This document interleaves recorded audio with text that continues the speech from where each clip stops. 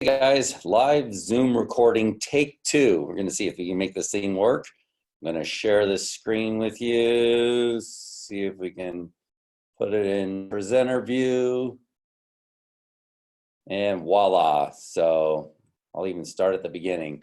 So this video is emergency financial planning for small business owners.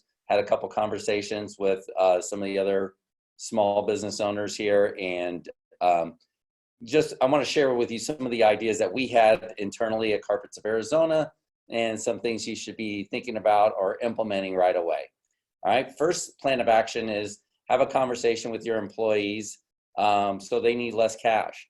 The employees should, in their own lives, you can have a video meeting with them on Zoom. It doesn't have to be an in-person meeting. I think the Zoom is free, so for those of you held up, you can do a Zoom meeting.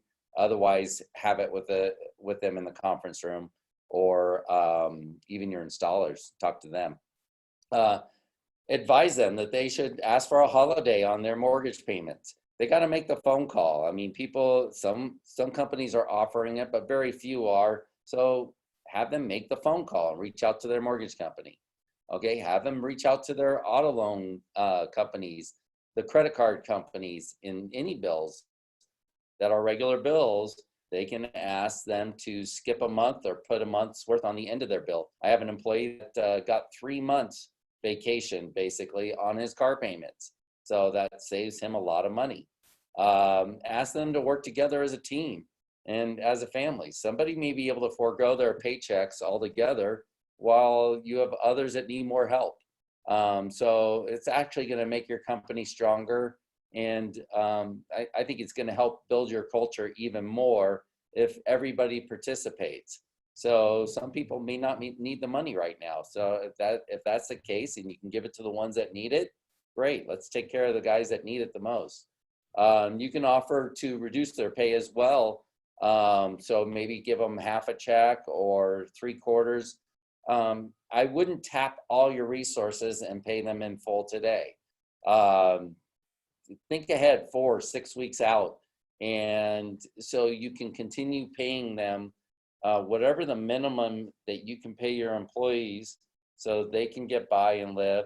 I mean, the reality is they're not spending that much money, so they don't need as much money today as they do when all the bars are open and all the entertainment sources are open. All those places are shut down, so they don't need the money as much today as in normal life.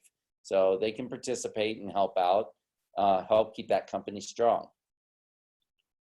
Talk to your suppliers, get creative. Look, they're not going to reach out to you. They're reaching out to you to collect money. I mean, there's pressure put on them to collect money. They need money too. They may be huge. They may be worth millions of dollars, but they need the cash flow just as bad as us. So sometimes even more. So they're looking to collect everywhere they can. And what frustrates them is when you don't call them. So call them. There's some few things that you guys can do. So if you're shut down completely, maybe they'll put a freeze on your account and until you get over this. If you're a good client, there's no reason why they shouldn't be able to freeze your account while your business is being frozen for a month or two. Send them your plan in writing. We did this 2 weeks ago. We sent them an email of how we plan on paying over the next month. So also send that to your district manager. Get other people involved that can help you out and influence the decision making. So, but if you communicate with them, they'll work with you. There's not one company that turned down our plan and our request for paying less amount and paying them slower. They love the communication and appreciate the fact that we reached out to them. You can ask them to extend your terms. A lot of the suppliers offer to extend terms on new orders, but I've been caught in a situation in the past where we're financially strapped and they offer to extend the existing terms on the existing payments another 30 or 60 days. Ask them for that. A lot of times you're the one that has to be creative and you're the one that has to ask. Okay, they're not going to just offer that to you. You can ask them for a note or a loan on the balance due. So let's say you're past due $35,000. Ask them to turn that amount into a note so you can operate business as usual. It's something that they'll do. Now, you might have to ask a few times. You might have to get your district manager involved. They may have to ask somebody else. But during all this communication, they're not shutting you down. So ask them for that. You can ask them for that kind of help. They'll appreciate the fact that you reached out. And again, you're the one that has to be creative. They're not going to recommend this. They're not going to suggest it for you, and they're not going to offer it to you. You have to ask. So here's some other ways that you can be prepared. The money's real cheap right now. So go for the SBA and get a loan. So getting that safety net is always a good thing. Look, there's companies, Uber, Lyft, Amazon, Google, Facebook, Walmart, all these companies go, maybe not Facebook, but all these companies go for cash. Amazon, they were in the red for years. They weren't profitable until 2-3 years ago. All these people require cash to operate.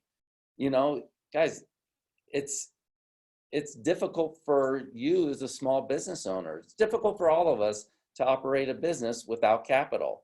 You need capital to operate your business. You need capital to grow your business. Don't be afraid of a little bit of debt to grow your business. And if you're doing it on cash, God bless you. Good. Go forward. So, but don't be afraid of getting a little bit of capital to grow your business, and do it before you need it. If you're in a good position and you've always been in cash, then it's much easier for you to get a loan than when you need it. So whether you need it or not, maybe it's a good time to look into the SBA and get the financing that's going to help you sustain and grow your business for the long term. If you have a credit line, you might want to grab the available funds that are in there. So back in 2008 and 9, the banks shut down our credit lines. So if you do have a credit line, they may not do it, but they might do it. So if you have that available credit line, go ahead and grab it, tuck it inside, maybe in a savings account, but hang on to the capital. You may need it, and it may cost you a very little bit amount of money to have the money out of your credit line. Do it before the banks put a freeze on those credit lines. You can call your landlord and ask them for a holiday, or ask them if they'll divide your existing payment. Let's say your rent is $2,000 a month. Say, hey, will you charge me an extra $500 a month over the next 4 months? Let me get caught up during this time. They'll be prepared to work with you, but it's going to be you that's going to have to reach out to them and maybe suggest a plan. Maybe they'll offer a different plan that works better, or they'll at least help you. Go through all your bills and get lean. There's a lot of subscriptions, things that you have that maybe you can cancel now. Be careful about your marketing spend, because if you're spending money grabbing position on Google, you don't necessarily want to lose that position. So as much as I recommend that you get lean, be careful with your Google pay-per-click spend, because those positions, it took you months to get where you're at, and you don't want to ruin that. So if you got to scale back a little bit, do that. Do whatever you have to do. I mean, just sit down, put it on the whiteboard, make the best decisions for your companies, talk to your marketing gurus, and the money that they make on pay-per-click is not enough for them to be greedy about it and say, oh, you need to keep doing it just for the income that they're making. Believe me, it's not that much money. So they really are looking out for your interests, and they will give you the best advice. And we do know that when you pull back that spend, and I've done that in the past, and it hurt me not for that time. I wasn't able to get that business right back. It took me a few more months to build it back up again. So also the reality is you're only paying for searches when people are searching on your website. So if you have a budget, let's say you have a budget of $1,500, well, you're only paying when they click on your site. So if there's nobody doing searches and nobody that's interested in researching, then it's not costing you any money anyhow.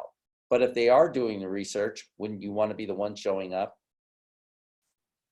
So if you guys want to talk through any kind of strategies, I'm here for you. Email me at jerry@carpetsofArizona.com, and we can talk over some of these strategies. I can give you some of these ideas based on your situation. I'm no expert in pandemics or in this financial crisis, but I just think it's good to mastermind ideas, kick it back and forth with each other. Jason's very generous with his time. I'm not sure that he'll do the same thing. He's got a lot going on in his own world, but it doesn't hurt to reach out to him. There's a lot of people in our group that are very smart, very clever.